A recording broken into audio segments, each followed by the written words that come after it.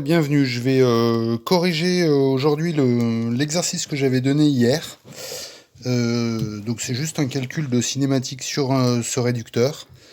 Voilà. Et je remercie d'ailleurs les élèves qui m'ont renvoyé par mail leur travail. Voilà. Je leur renverrai bientôt une réponse. Donc, comme hier, c'est parti. Donc, on va utiliser à chaque fois la loi des engrenages qui relie la vitesse de rotation de chaque roue au nombre de dents, en fait. Donc, on a au début une roue et vis sans fin, puisqu'on voit qu'il y a 4 filets sur la première roue. Donc, c'est une vis sans fin. Donc, on a l'égalité entre la roue 2 et la vis sans fin 1. L'égalité suivante, je vais passer en noir plutôt. N2 sur N1 est égal à Z1 sur Z2. Ce qui nous permet de dire que N2 est égal à Z1 sur Z2 fois N1 et que donc c'est égal à 4 sur 80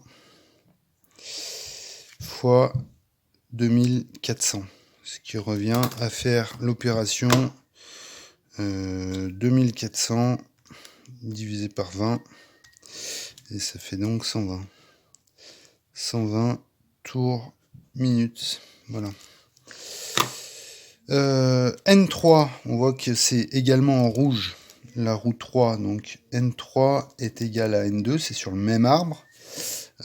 Par contre, N4 n'est pas sur le même arbre, donc il faut qu'on donne la loi des engrenages. N4 sur N3 est égal à Z3 sur Z4, ce qui nous amène à dire que N4 est égal à Z3 sur Z4 fois N3. Donc numériquement, ça nous donne 20 sur 30 fois 120, c'est-à-dire 2 tiers de 120, c'est-à-dire 80 tours par minute.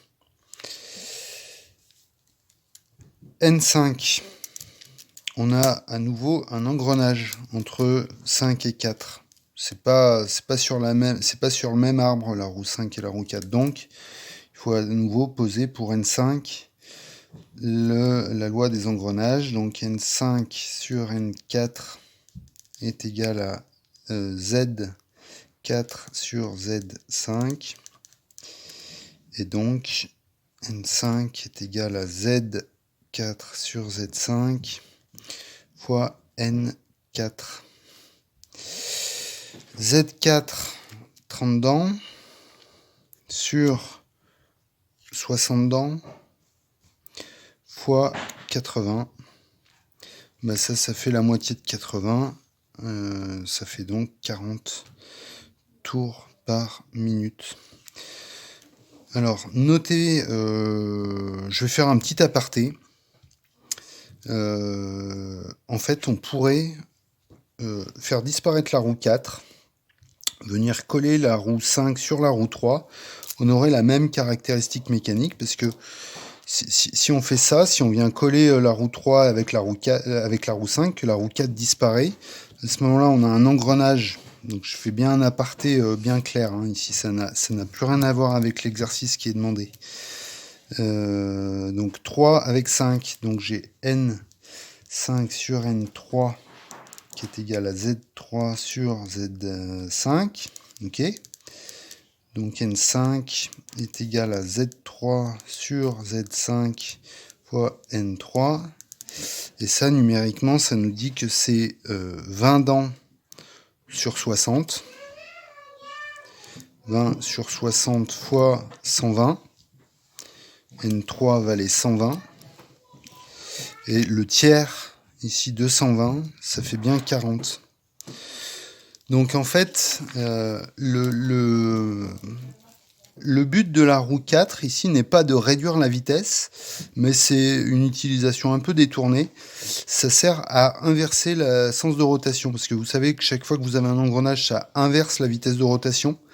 Donc une des solutions pour inverser au final la vitesse de rotation, soit on fait tourner le moteur en sens inverse, soit on rajoute un engrenage. Voilà, c'est ce qui est notamment utilisé pour les marches arrière dans les voitures.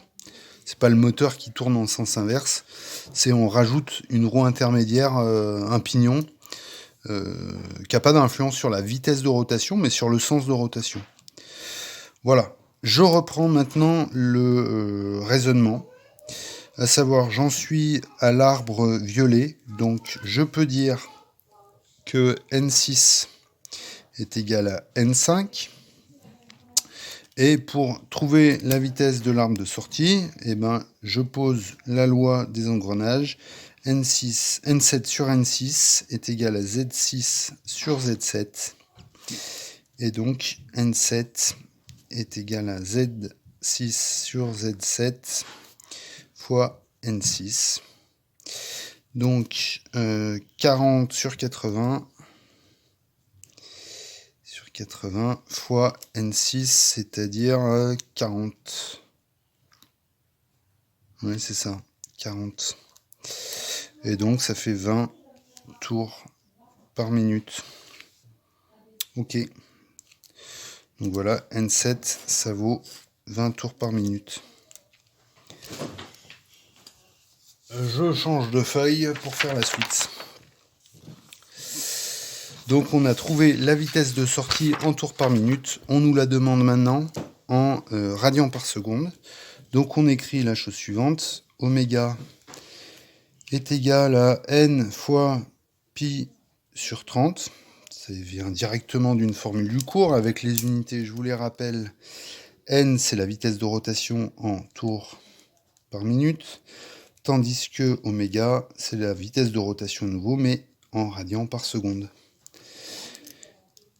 Donc, moi je veux pas en général, je veux pour la roue 7.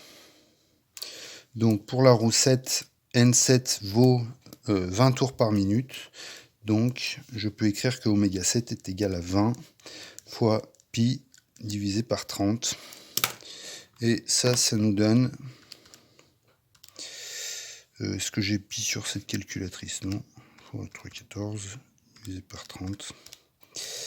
2,1, 2,09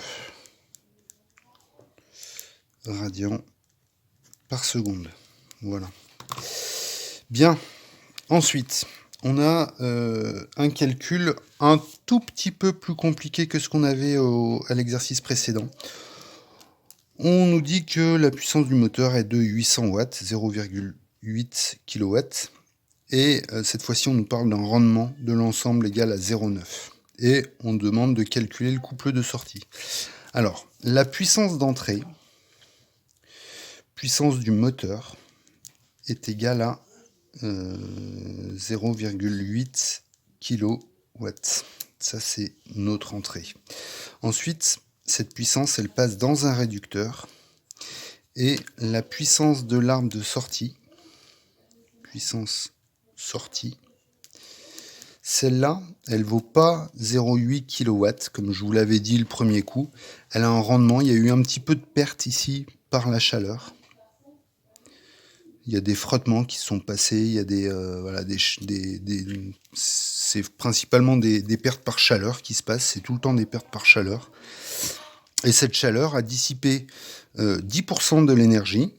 Donc en sortie, la puissance de l'arbre de sortie ne représente plus que 0,9 fois la puissance du moteur. Donc au final, la puissance de sortie,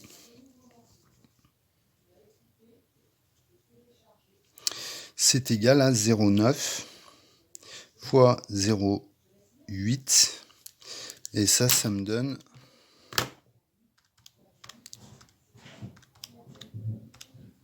0,72 kW.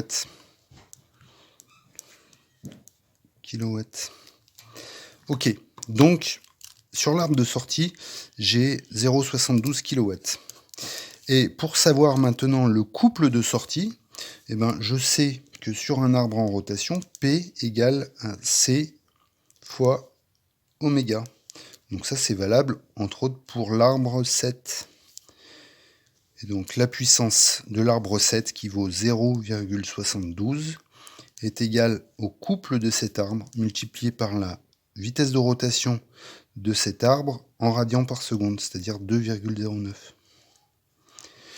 Donc le couple de sortie vaut la puissance 0,72 divisé par la vitesse de rotation 2,07. Et ça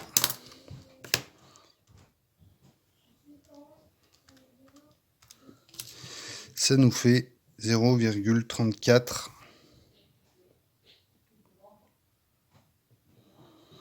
Alors, je me suis trompé. Ici, il fallait pas exprimer